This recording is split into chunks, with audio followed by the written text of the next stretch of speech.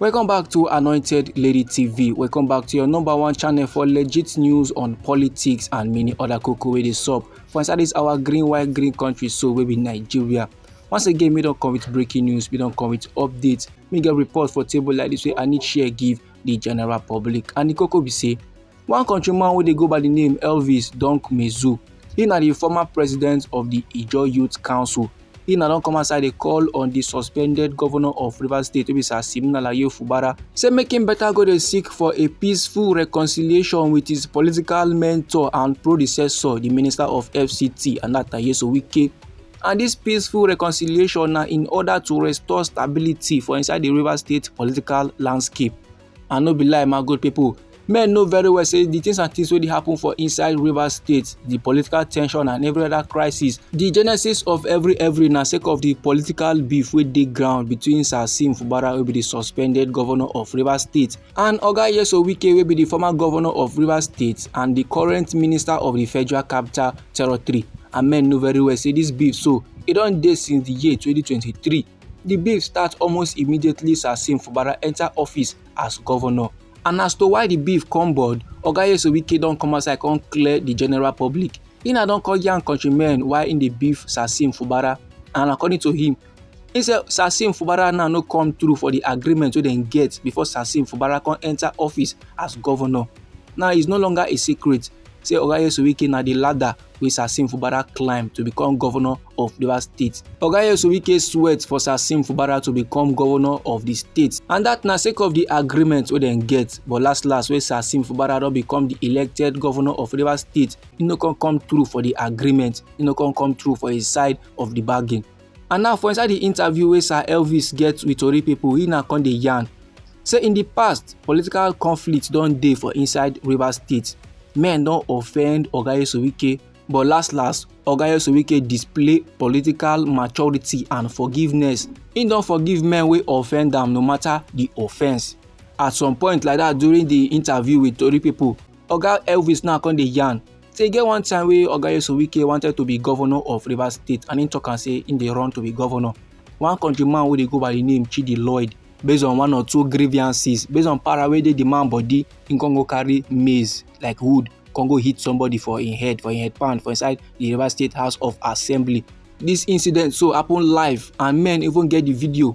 Speaking further, Sir Elvis now come dey yarn still for inside the interview.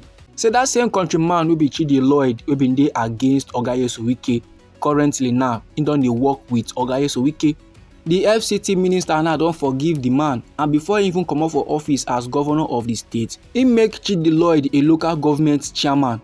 Oga Elvis now dey yarn, say that to tell the general public, that to tell Fubara, say Oga RI0USLY get a kind of heart wey many men no get for inside we nation Nigeria. Oga RI0USLY na a grown politician. Make men forget the fact say sometimes he dey like talk the way it be am for body, and he go talk am in the manner wey be say e go offend plenty people. But no matter the matter, most of the people now wey dey move with Oga RI0USLY, most of the people now wey Oga RI0USLY don carry come close to body today, they be once opponents of Oga RI0USLY. E get the time wey those men they been dey against Oga RI0USLY. And now Oga Elvis dey yarn dey give Fubara say for night make him go meet his brother wey be Nicodemus. And when he reach there, make him greet him brother, make him tell him brother say him dey lawyer, and then make him ask say wetin be the problem, wetin dey sup. Normally they go exchange some kind banter, but last they go squash their beef. This my good people na the statement of the former president of the Ijaw Youth Council, and they go by the name Elvis Mezu. And as him now don drop his own opinion about the matter, he now don drop his point of view. I believe say many men for inside we nation Nigeria, especially for inside Port Harcourt, they will get things and things to talk about the matter. Some fit dey in agreement, while some fit dey in disagreement.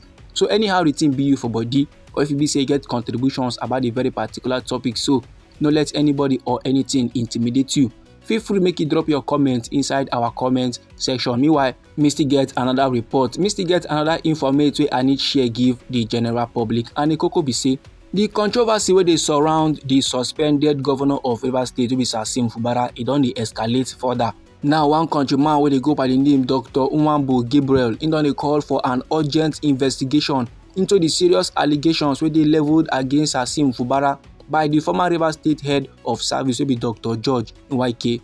And my good people, more no forget, say for inside one press conference for inside last week, the former Rivers State head of service wey be Dr. George bin dey accuse Fubara of arson, corruption, security threats and collusion with militant groups dem. And Dr. George bin dey yarn for the press conference say im get evidence to support his claims, im get evidence to back up his accuse. And also Dr. George come dey yarn say the suspended governor wey be Fubara bin direct his chief of staff wey be Edison to go set fire for the Rivers State House of Assembly. And the destruction of the complex so na an attempt to prevent the impeachment of Fubara for inside the year 2023.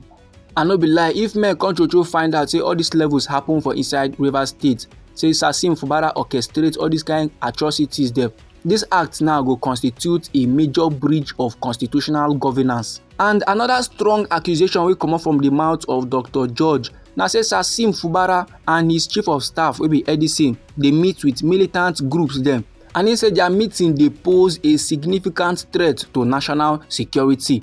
Now Dr. Nwambu Gabriel and other rights activists don dey urge security agencies including the Nigerian Police plus the Department of State Services and the Economic and Financial Crimes Commission to make dem take immediate action, make dem step into the matter, make dem come investigate whether true all these accused na legit. Dr. Nwambu now dey yarn say the kind accused wey dem don plaster on top the head of Fubara and his officials, the thing heavy no be small. And sake of the magnitude of the accusations, men no fit ignore and men no fit just overlook am at all. Dem now dey urge for law enforcement to ensure a transparent and thorough investigation.